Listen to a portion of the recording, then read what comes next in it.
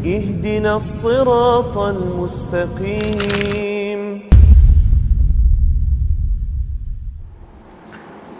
Bismillahirrahmanirrahim. Assalamualaikum warahmatullahi wabarakatuh. Alhamdulillahi rabbil alamin. Wabihi nasta'inu ala umuri dunya waddin. Asyhadu an la ilaha illallah wahdahu la syarikalah. Wa asyhadu anna Muhammadan abduhu wa rasuluh. Sallallahu alaihi wa ala alihi wa sahbihi wa man tabi'ahum bi ihsanin ila yaumiddin wa sallama tasliman katsira, amma ba'd. Allahumma la sahla ila ma ja'altahu sahla wa anta taj'alul hazana idza syi'ta sahla. Allahumma la ilma lana illa ma 'allamtana innaka antal alimul hakim. Rabbi shrah li sadri wa yassir li amri wahlul 'uqdatam min lisani yafqahu qawli. Allahumma anfa'na bima 'allamtana wa 'allimna ma yanfa'una wa zidna ilman ya karim. Allahumma hdina lima ikhtalifa fihi minal haqqi bi'idhnik innaka tahdi man tasha ila siratin mustaqim. Allahumma arinal haqqa haqqan warzuqna ittiba'ah wa arinal batila batilan warzuqna ijtinabah. Para hadirin wal hadirat, para pemirsa, para pendengar yang dirahmati dan dimuliakan oleh Allah. Alhamdulillahi bi ni'matihi tatimmus shalihat. Kita memuja dan muji Allah Subhanahu wa taala atas segala limpahan nikmat dan karunia darinya. Salawat dan salam semoga terhaturkan kepada qudwah dan tauladan kita, Nabi agung, Nabi besar Muhammad sallallahu alaihi wasallam. Salawat dan salam pula terkirimkan kepada keluarga beliau, kepada para sahabat beliau dan orang-orang yang senantiasa menapaki jalan mereka hingga hari kiamat. Para pemirsa yang dirahmati oleh Allah, pada malam hari ini kembali kita akan melanjutkan kajian online kita dari pembahasan kitab Khulasah Ta'zimil Ilm karya Fadilatul Syekh Al-Allamah Ad-Doktor Saleh bin Abdullah bin Hamad Al-Utsaimin hafizahullahu ta'ala, di mana di pertemuan sebelumnya kita telah menyelesaikan Al-Maqidur Rabi', ya, poin yang keempat, di mana seorang yang mengagungkan ilmu maka dia akan mengarahkan seluruh himmahnya, seluruh tekad dan semangatnya kepada ilmu Al-Quran dan Sunnah.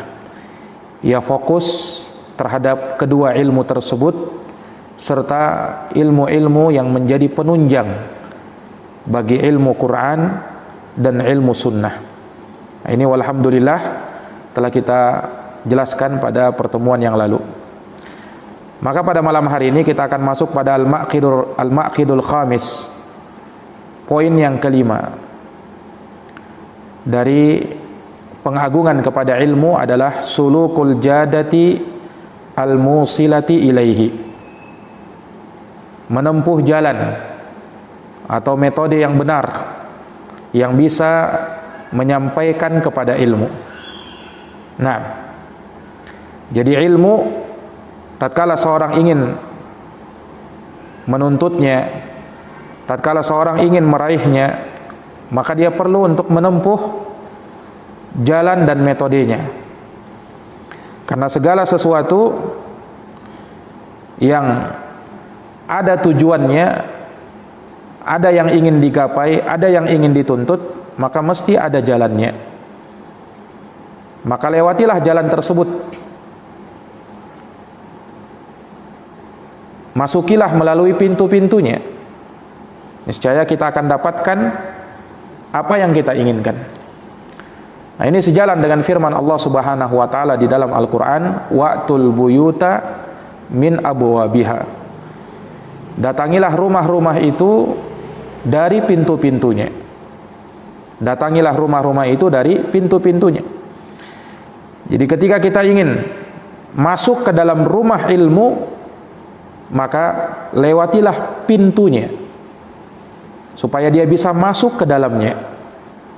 Ketika dia lewati pintunya, maka dia akan masuk ke dalamnya dan dia akan dapatkan ilmu itu. Tapi kalau dia memasukinya bukan dari pintunya, maka bisa jadi dia tersesat.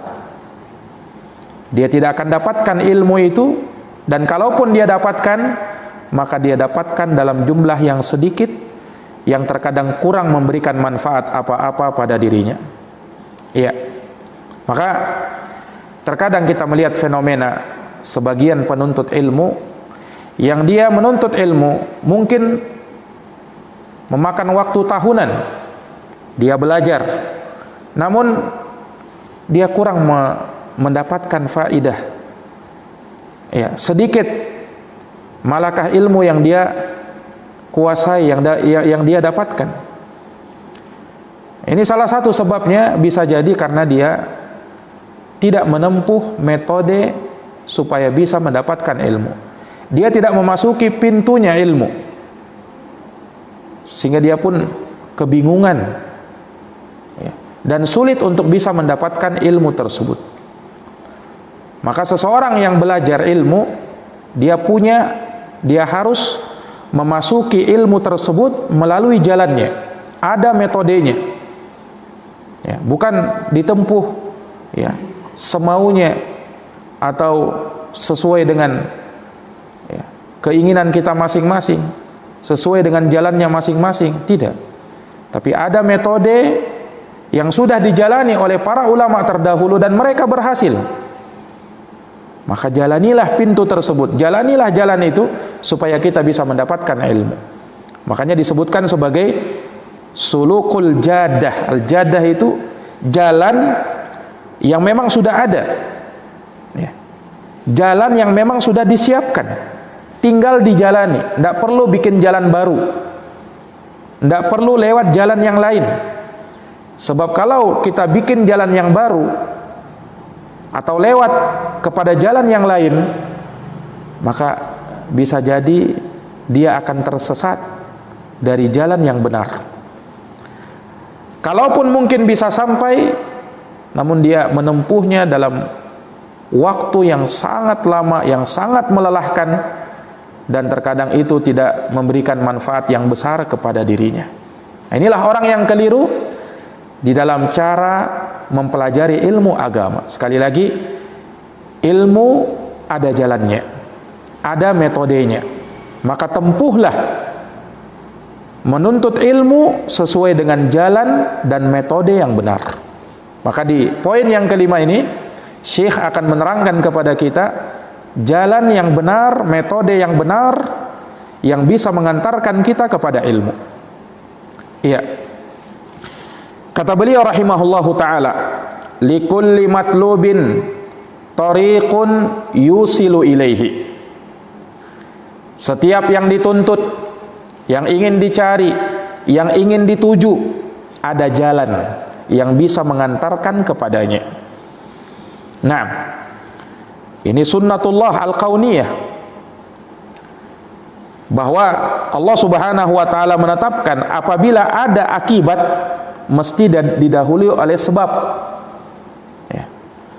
Ketika terjadi sesuatu, mesti ada sebabnya. Nah, sama kalau ada tujuan, kalau ada yang ingin dituju, mesti ada jalannya, mesti ada jalannya. Maka kata beliau, faman salaka jadata matlubihi auqafathu alaihi. Maka barang siapa yang menempuh metode yang benar dari apa yang dia tuntut terhadap ilmu ini, maka dia akan mendapatkan dan sampai kepada tujuan tersebut. Waman adala anha, namun siapa yang berpaling dari jalan ini, lam yadhfar bimatlubih, maka dia tidak akan sukses dalam tujuannya tersebut. Dia tidak akan mendapatkannya. Wa inna lil ilmi tariqan man akhta'aha dhalla wa lam yanalil maqsuda. Dan sesungguhnya ilmu itu punya jalan. Siapa yang menyalahi jalan tersebut, maka dia akan tersesat dan dia tidak akan bisa meraih apa yang ingin dia maksudkan, apa yang ingin dia tuju. Wa rubbama asaba faidatan qalilatan ma'a ta'bin katsirin. Mungkin saja dia mendapatkan faidah yang sedikit, namun itu ditempuhnya dengan cara yang sangat menyulitkan, yang membuat keletihan yang sangat banyak, keletihan yang sangat besar. Nah, dia capek, namun hasil yang dia dapatkan sedikit. Kenapa? Karena sekali lagi dia tidak menempuh jalan yang benar di dalam menuntut ilmu. Iya. Maka tuntutlah ilmu sesuai dengan mereka yang telah mendahului kita di dalam keilmuan, yang sudah jelas hasilnya. Mereka menuntut ilmu dengan cara tersebut dan mereka berhasil mendapatkannya. Lihat bagaimana para a'immah, para imam-imam kaum muslimin, para ulama, yang mereka belajar sesuai dengan metode yang benar hingga mereka menjadi seorang yang alim, yang tidak diragukan akan keilmuannya. Nah, maka demikianlah ilmu, ada metodenya, ada jalannya, ada caranya. Maka tembus sesuai dengan metode dan jalan yang sudah ditetapkan. Jangan bikin jalan baru, jangan bikin metode baru, dan jangan menempuh jalan yang berbeda dari apa yang sudah pernah dijalani oleh para ulama terdahulu di dalam menuntut ilmu. Bagaimana dasar-dasar di dalam ilmu itu. Bukan artinya ya, seseorang tidak boleh menciptakan cara cepat di dalam belajar menuntut ilmu. Bukan artinya seperti itu.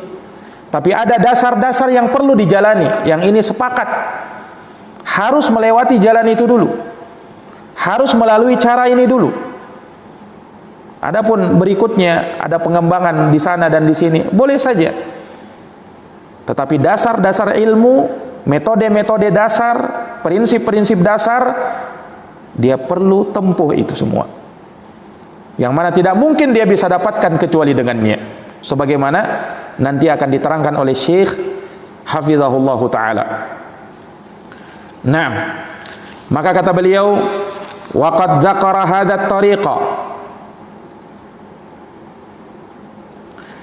bilafdhin jami'in mani'in.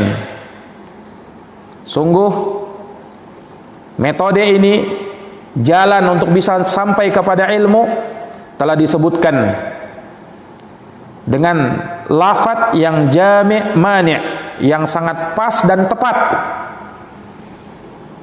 oleh Muhammad Murtada ibnu Muhammadin Az-Zabidi, seorang alim yang bernama Muhammad Murtada ibnu Muhammad Az-Zabidi, sahibu Tajul Arus, pengarang kitab Tajul Arus fi manzumatin lahu tusamma Alfiyatus Sanad.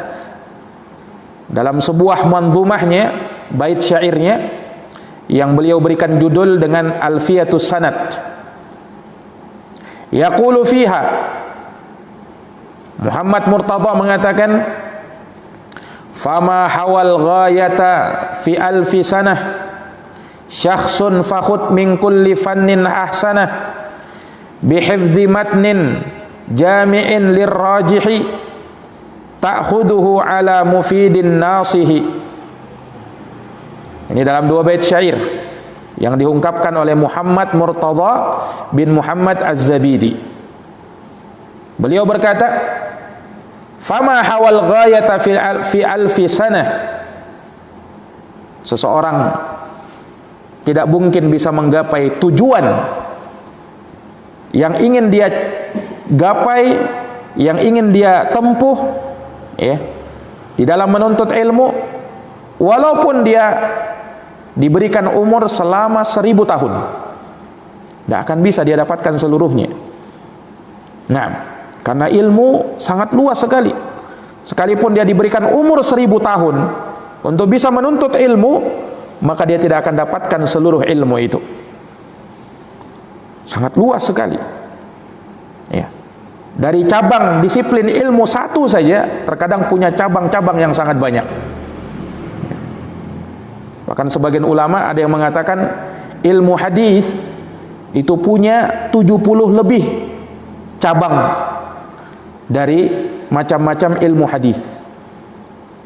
Ada 70 lebih.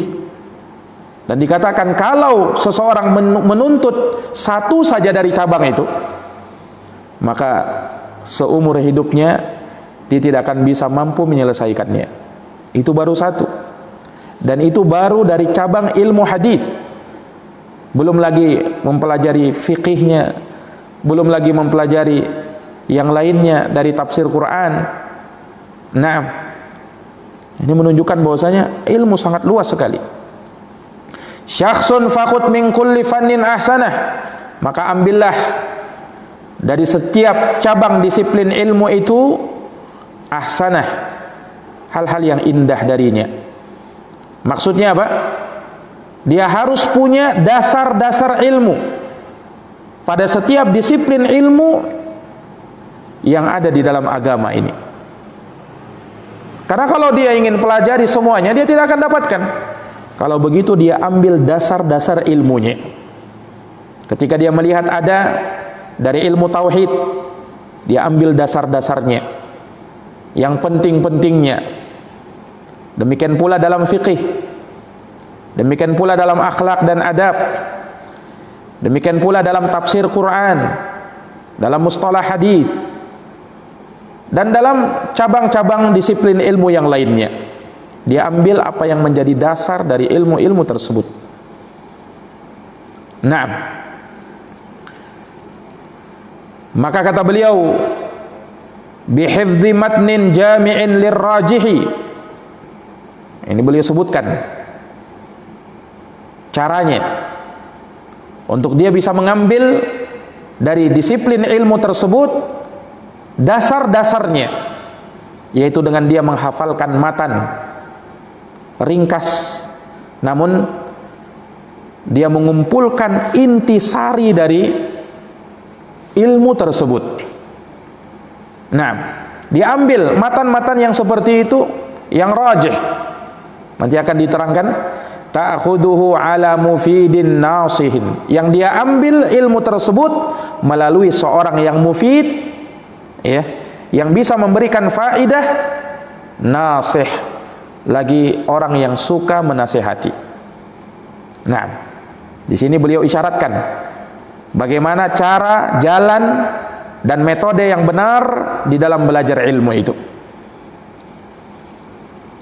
Maka kata beliau rahimahullahu ta'ala, jadi seseorang ketika dia mengambil ilmu, ya, maka dia perlu menghafalkan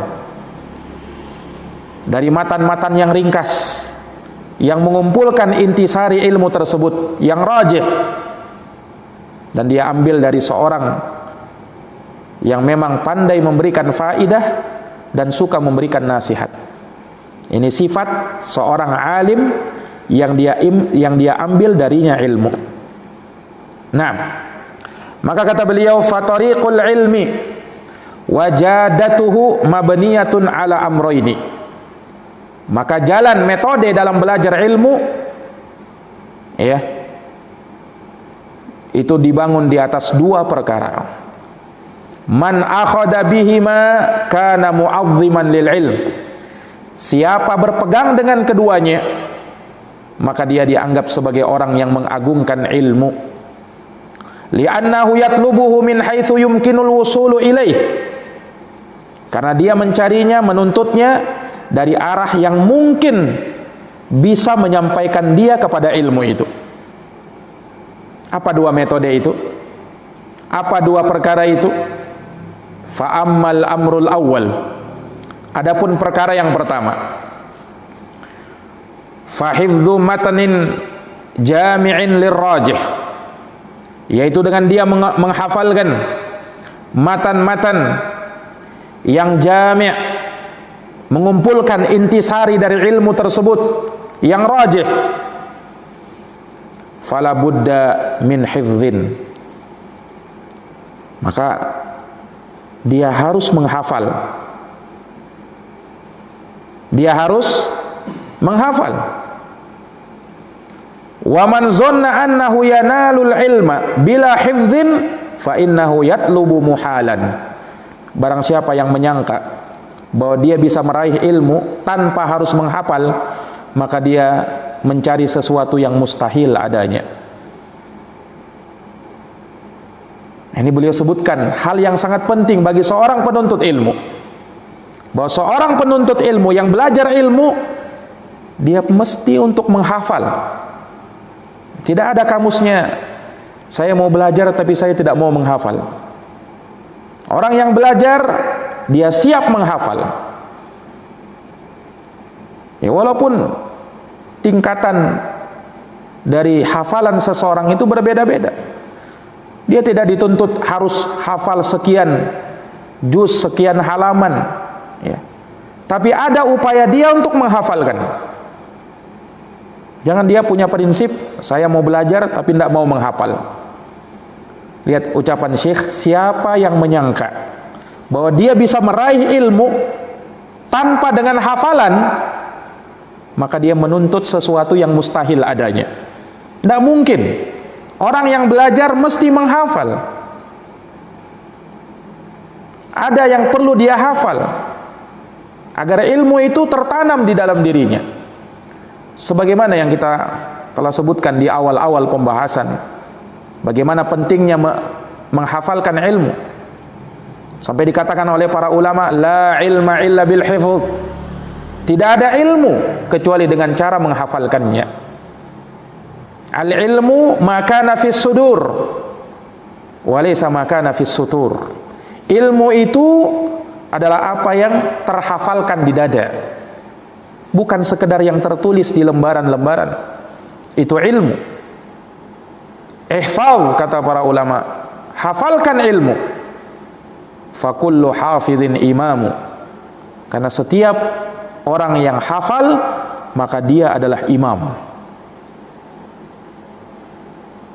Maka dari metode yang benar, seseorang yang mempelajari ilmu agama, dia perlu menghafalkan apa yang harus dia hafalkan.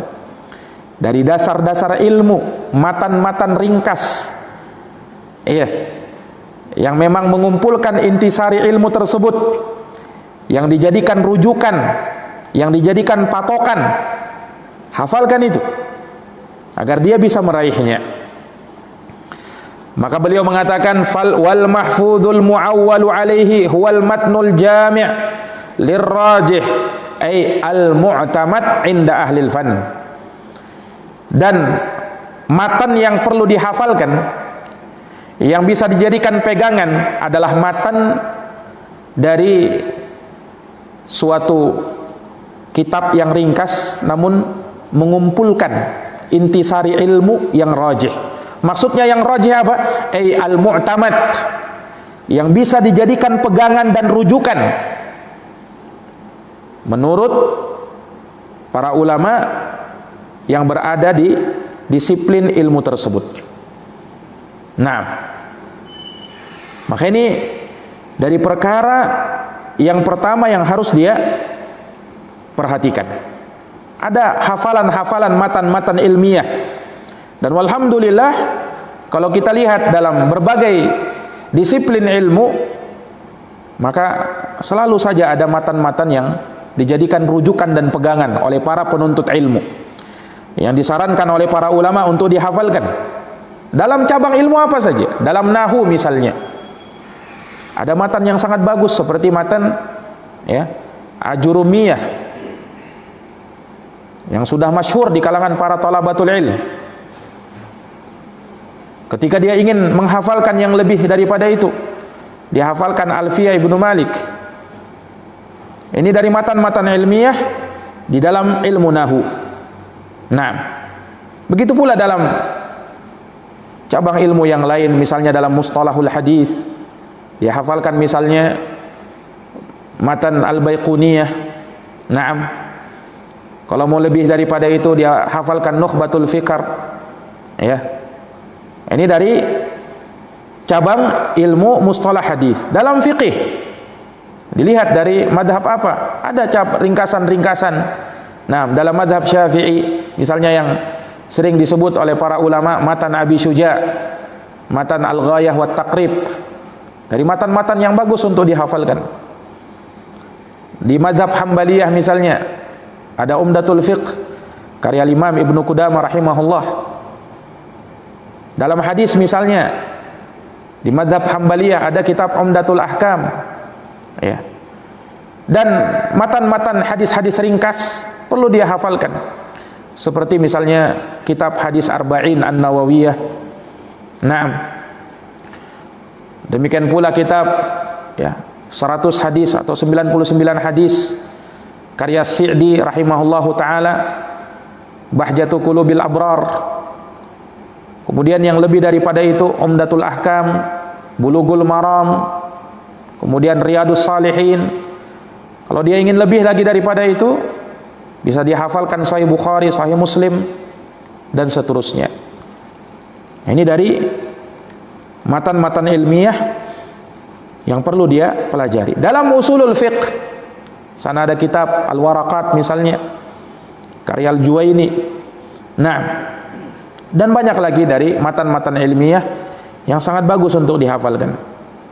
Jadi seorang penuntut ilmu, dia perlu menghafal. Iya, dia perlu menghafal. Dan tentu saja dari hafalan yang mestinya dia dahulukan sebelum dari semua itu adalah Al-Quranul Karim. Dia hafal Al-Quran. Naam. Dia hafalkan hadits-hadits Nabi SAW. Ini dari perkara yang membangun ilmunya. Dia punya hafalan terkait dengan ilmu yang akan dia pelajari. Iya. Maka ini perkara yang pertama, hafalan. Kemudian yang kedua, wa ammal amrus tsani, adapun perkara yang kedua, fa akhadahu ala mufidin nasihin, maka dia perlu mengambil ilmu itu dari seorang yang mufid nasih, seorang yang mufid, yang bisa memberikan faidah kepadanya, dan dia nasih, dia adalah seorang yang pandai menasehati. Nah, maka ini menunjukkan bahwa menuntut ilmu itu mesti diambil dari seorang guru. Jangan dia belajar ilmu, dia cukupkan dengan belajar otodidak saja, hanya baca-baca buku di rumah saja. Ini bukan thariqahnya para ulama di dalam menuntut ilmu. Dia perlu mengambil ilmu dari seorang guru, duduk di majelis seorang guru, dia ambil ilmu langsung darinya. Nah, dan sangat banyak faedahnya dari ketika kita mengambil ilmu langsung dari guru, ya. Dimana ketika dia mengambil ilmu dari seorang guru, guru bisa membenarkan apa yang mungkin dia keliru di dalam memahaminya atau salah di dalam memahaminya. Guru bisa meluruskan dia. Nah, demikian pula faedah yang lain, guru bisa meringkaskan ilmu kepadanya. Yang mungkin kalau dia baca sendiri, ya, dia akan kebingungan karena mungkin terlalu banyak bercabang ke sana dan kemari. Nah, dengan adanya seorang guru, guru bisa meringkaskan ilmu kepada dirinya. Dia tinggal mengambil dari ringkasan-ringkasan tersebut. Ini manfaat yang luar biasa dari seorang yang belajar ilmu langsung dari seorang guru. Nah, dan seorang guru, ya, yang layak untuk diambil padanya ilmu, para ulama menyebutkan beberapa kriteria. Di antaranya yang disebutkan oleh para ulama, seorang guru yang pandai atau seorang guru yang layak diambil ilmu padanya harus memenuhi ketentuan dan syarat-syarat. Yang pertama, dia salamatul i'tiqad. Dia punya akidah yang selamat, bukan akidah yang menyimpang. Sebab kalau seorang mengambil ilmu dari guru, namun gurunya punya akidah yang menyimpang, yang tidak benar, misalnya dia punya guru berkeyakinan Allah ada di mana-mana, Allah berada di semua tempat. Nah, atau dia punya guru seorang yang suka mentakwil ayat-ayat Quran dari sifat-sifat Allah Subhanahu wa taala. Ini guru yang tidak benar. Maka seorang guru yang kita ambil darinya ilmu, dia harus punya akidah yang lurus. Kemudian yang kedua, sadadul manhaj, lurus manhajnya. Dia punya manhaj yang lurus di dalam beragama. Kemudian yang ketiga, dia adalah seorang penasehat dan suka cinta untuk menasehati umat. Ini yang disebutkan oleh Syekh di sini. Dan yang keempat, seorang yang layak untuk kita ambil padanya ilmu, dia adalah seorang yang punya keahlian. Dia menguasai ilmu yang dia ajarkan kepada manusia. Inilah kriteria yang seorang guru yang layak untuk kita ambil ilmu darinya, kita belajar ilmu darinya. Nah, para pemirsa yang dirahmati dan dimuliakan oleh Allah Subhanahu wa taala, maka ini perkara yang kedua yang beliau sebutkan terkait dengan seorang yang dia mengambil ilmu darinya, yang dia bersifat sebagai seorang yang mufid, nasih, seorang yang pandai memberikan faidah dan dia bisa menasihati umat. Fatafza'u ila syaikhin tatafahhamu anhu ma'anih. Naam. Maka dia mengambil ilmu tersebut dari seorang guru yang darinya lah ia bisa memahami makna-makna matan yang dia pelajari, ilmu yang akan dia pelajari. Terkadang kalau dia baca sendiri dia tidak paham apa maksud dari buku ini, dia kurang memahaminya dan bisa jadi dia salah paham. Kalau dia ambil dari guru, maka guru bisa memberikan pemahaman kepada dia, pemahaman yang benar akan makna dari buku ini. Nah, maka beliau mengatakan lebih lanjut, yattasibu bihadainil wasfain. Dialah seorang guru yang bersifat dengan dua sifat. Wa awwaluhuma, yang pertama al-ifadah, bisa memberikan faidah. Maksudnya apa? Wahiyal ahliyah fil ilm. Dialah orang yang punya keahlian di dalam ilmu. Nah, dia memang punya keahlian dalam ilmu tersebut, ilmu yang dia ajarkan. Ya. Jadi bukan kita menuntut ilmu dari seorang yang tidak punya ilmu. Ya. Karena apa? Orang yang tidak punya tidak mungkin bisa memberi. Faqidus syai' la yu'ti. Seorang yang tidak punya apa-apa tidak mungkin dia bisa memberi. Apa yang mau dia beri kalau dia tidak punya? Ya. Maka ilmu ini syarat mutlak yang harus ada pada seorang guru. Dia punya keahlian di dalam hal tersebut. Al-ilmu qabla al-qaul wal amal. Ilmu itu lebih didahulukan sebelum berucap dan beramal. Kalau ada seseorang berani mengajarkan ilmu, tapi dia sendiri kurang di dalam hal tersebut, bodoh di dalam hal tersebut, maka kerusakan yang dia buat lebih banyak daripada perbaikan yang dia buat. Kerusakannya lebih banyak. Nah, makanya Umar bin Abdul Aziz rahimahullah ta'ala pernah mengatakan, man abadallaha bijahlin yufsidu aktsara mimma yuslih. Barang siapa yang beribadah kepada Allah dengan kejahilan, maka kerusakan yang dia buat lebih banyak daripada perbaikannya. Kerusakan yang dia buat lebih banyak daripada perbaikannya. Nah, dan termasuk dari tanda kiamat apabila ilmu dituntut dari orang-orang yang jahil. Kata Nabi SAW, inna min asyratis sa'ah ayyul tamasul ilmu anil asagir atau indal asagir. Termasuk dari tanda-tanda kiamat tatkala ilmu itu dicari, dituntut dari asagir. Asagir kata ulama ada dua penafsirannya. Yang pertama adalah juhala, orang-orang yang bodoh, yang tak ngerti ilmu. Dan yang kedua ahlul bid'ah.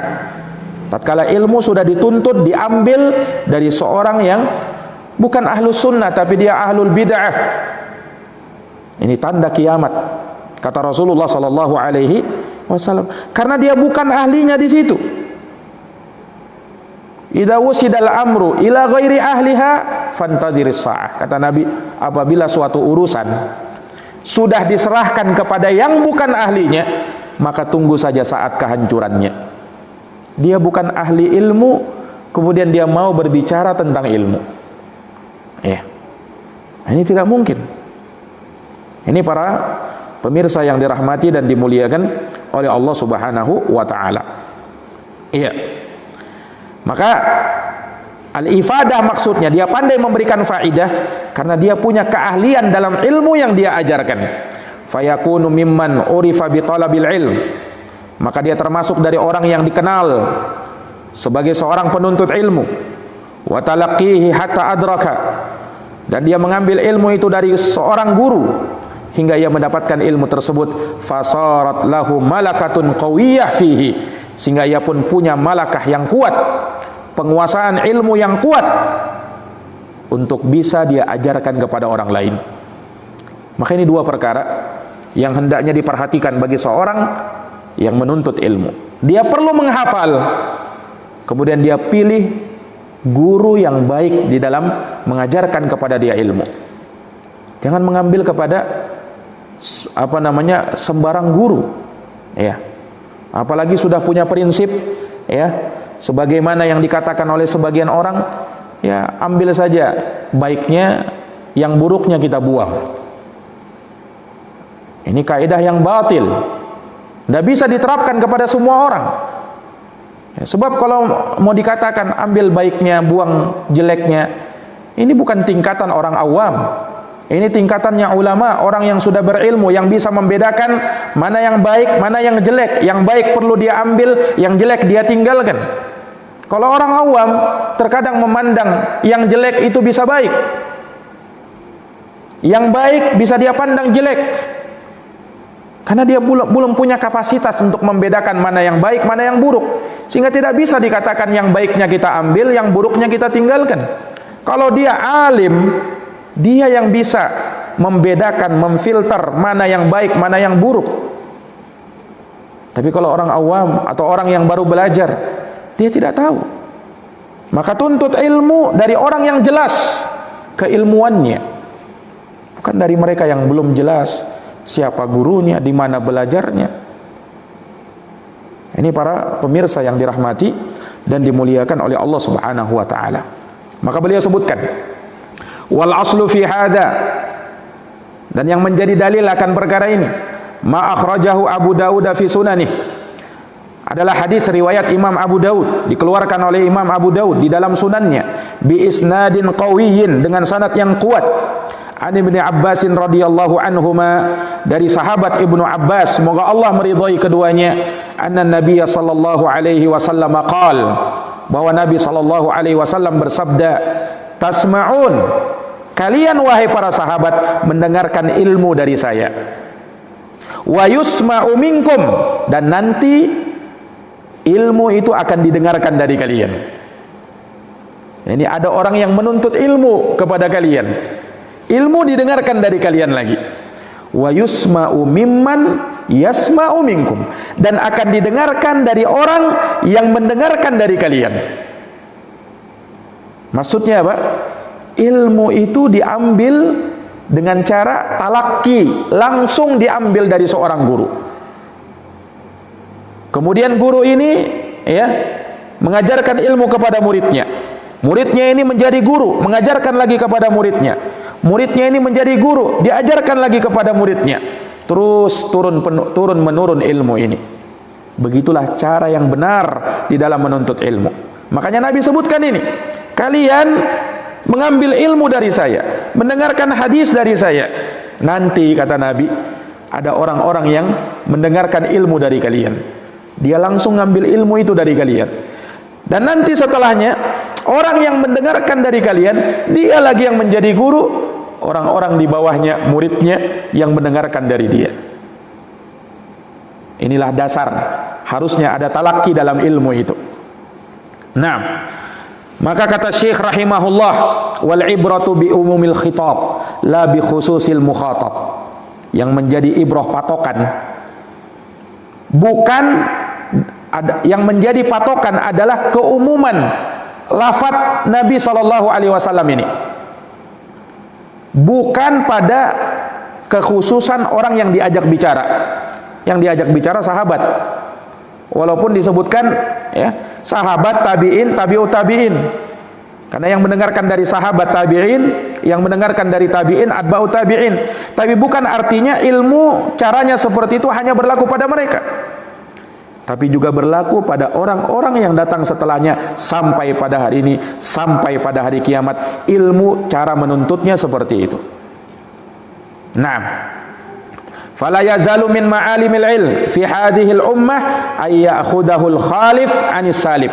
Perhatikan kata beliau, maka senantiasa dari rambu-rambu menuntut ilmu pada umat ini, ilmu itu diambil dari orang yang belakangan, dari orang yang terdahulu, diambil dari orang yang belakangan, yang datang kemudian.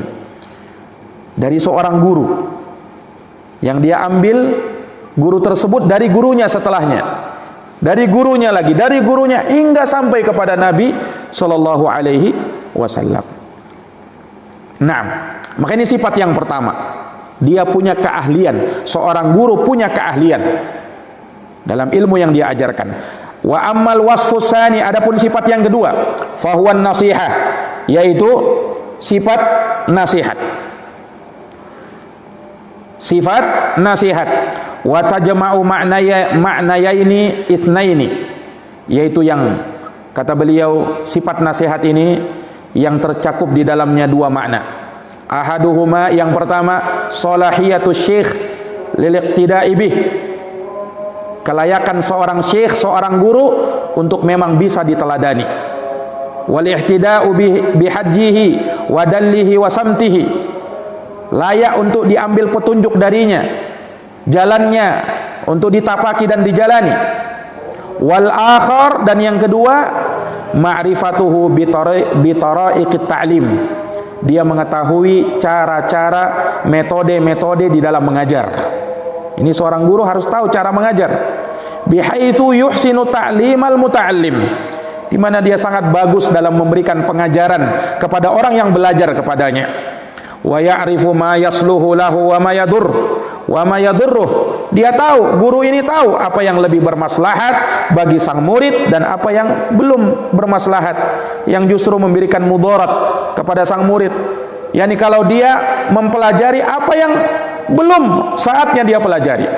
Karena yang namanya menuntut ilmu itu mesti tadarruj, ada tahapan-tahapan. Kalau dia mengambil ilmu baru saja permulaan menuntut ilmu, tapi dia ambil sudah tingkat yang tinggi, maka ini memudaratkan dirinya. Nah, seorang guru harus tahu itu. Wafqat tarbiyatil ilmiyah allati dzakaraha Syatibi fil muwafaqat. Terakhir beliau mengatakan, yaitu apa yang sesuai dengan pengajaran ilmiah yang telah disebutkan oleh Imam Syatibi rahimahullahu taala di dalam kitabnya Al-Muwafaqat. Nah, maka ini al-maqidul khamis, poin yang kelima dari ta'zimul ilm, pengagungan kepada ilmu, di mana kesimpulannya bahwa dari pengagungan kita kepada ilmu, bahwa ilmu dituntut dengan cara dan metode yang benar, sehingga kita bisa sampai kepada ilmu itu. Iya, hafalkan apa yang mesti dihafalkan, kemudian cari guru yang benar, yang punya keahlian, pandai memberikan nasihat. Nah, cari guru yang seperti ini, maka insya Allah kalau kita terapkan metodenya, kita akan gapai ilmu tersebut dan kita bisa sampai kepada ilmu yang kita inginkan. Wallahu alam bisawab. Demikian apa yang kita bisa baca pada malam hari ini, semoga bermanfaat. Hadanallahu wa iyyakum ajma'in. Subhanakallahumma wa bihamdika asyhadu an la ilaha illa anta astaghfiruka wa atubu ilaik. Walhamdulillahi rabbil alamin. Wassalamu alaikum warahmatullahi wabarakatuh.